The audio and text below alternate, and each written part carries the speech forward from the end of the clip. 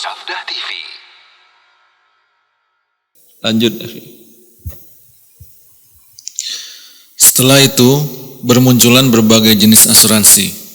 Asuransi kebakaran, asuransi jiwa, asuransi bahaya perang, asuransi kesehatan, asuransi pendidikan, asuransi pihak ketiga, dan seterusnya, mencakup seluruh aspek kehidupan manusia. Hukum asuransi. Asuransi semenjak kemunculannya telah diharamkan oleh para ulama, baik perorangan maupun lembaga. Pada tahun 1978, dalam muktamar pertama Al-Majma' Al-Fiqhi Al-Islami atau Divisi Fikih Rabithah Alam Islami di Mekah, telah diputuskan bahwa asuransi dengan segala jenisnya adalah haram. Bunyi keputusan tersebut, setelah melakukan kajian yang mendalam dan mendiskusikan, maka Majelis Al-Majma' memutuskan berdasarkan suara terbanyak bahwa asuransi konvensional dengan segala bentuknya, asuransi jiwa, asuransi niaga, dan lainnya adalah haram.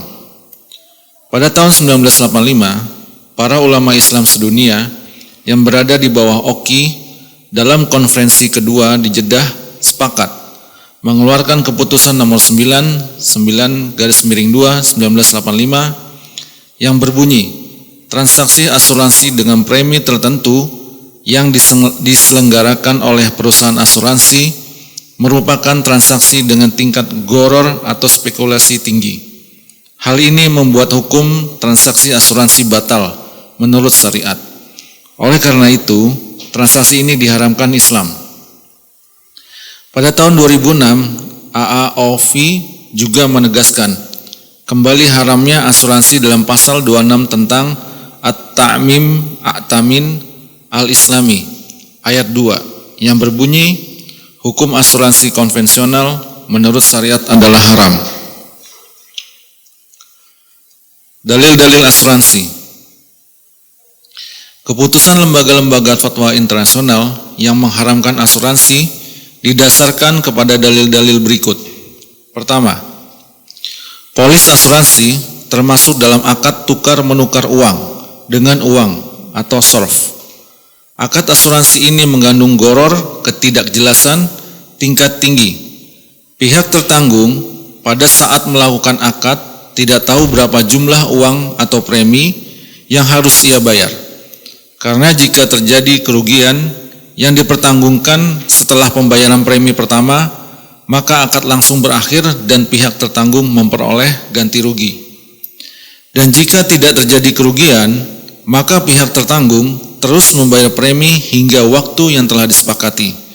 Pada saat akad dilakukan, pihak penanggung juga tidak tahu berapa jumlah uang yang akan ia berikan jika terjadi resiko yang ditanggungkan.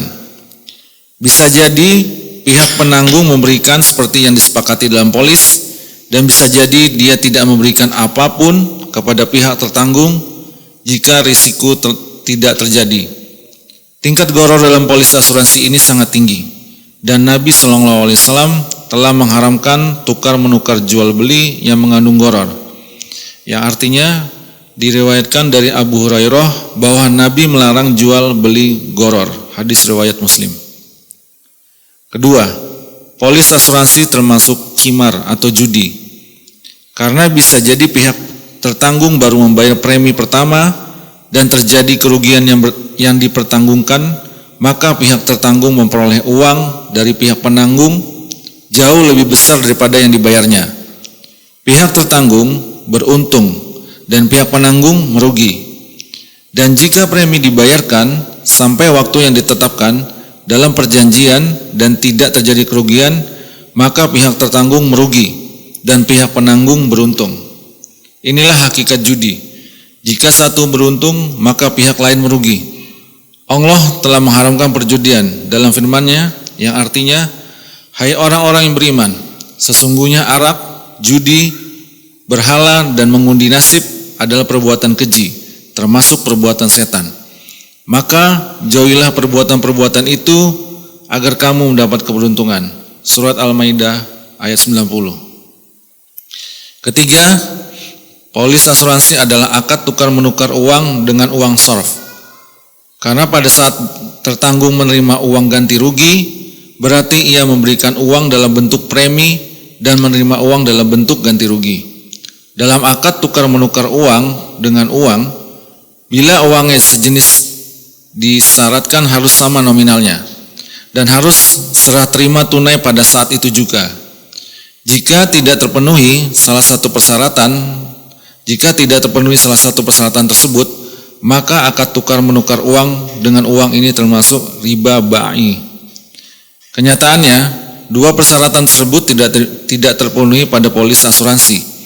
Pada saat terjadi perbedaan antara nominal premi yang dibayar dengan ganti rugi yang diterima, maka transaksi ini dinamakan riba fadl dan nasi'ah, yaitu nominal kedua uang tidak sama dan tidak tunai atau uang premi telah diserahkan beberapa waktu yang lalu, namun ganti rugi baru diterima setelah berlalu beberapa waktu.